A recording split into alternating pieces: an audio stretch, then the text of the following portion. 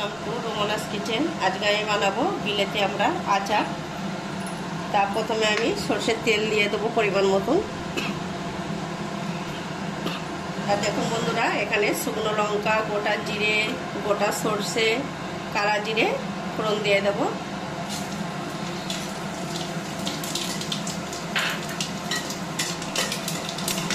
দেখুন এগুলো মশলাগুলো একদম ভাজা হয়ে গেছে। এবার আমি আমড়াটা দিয়ে দেবো।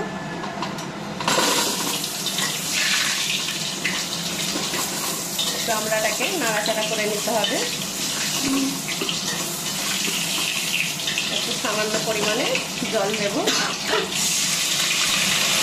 হলুদ গুঁড়ো দেব 1 চামচ, গুঁড়ো লঙ্কা গুঁড়ো দেব 1 চামচ, ধনে গুঁড়ো দেব 1 চামচ,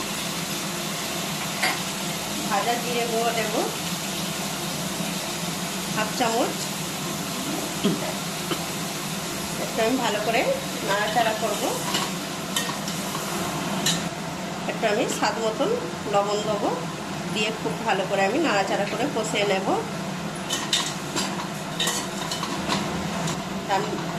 আমড়াটা আমি নাড়াচাড়া করে নিয়েছি,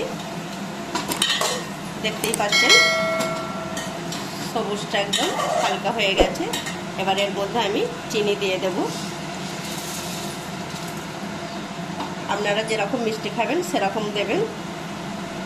এই জলটা আমি দিয়ে দেব, সেদ্ধ হবে। আপনাদের হয়ে গেলে বানানো আমি আবার দেখাবো। তা দেখুন এটা বিলেতি আমরা মিষ্টি, তা ওই জন্য আমি একটু তেঁতুলের রস দেব। তেঁতুলটাকে একদম চটকে নিয়েছি, ছেঁকে নেব।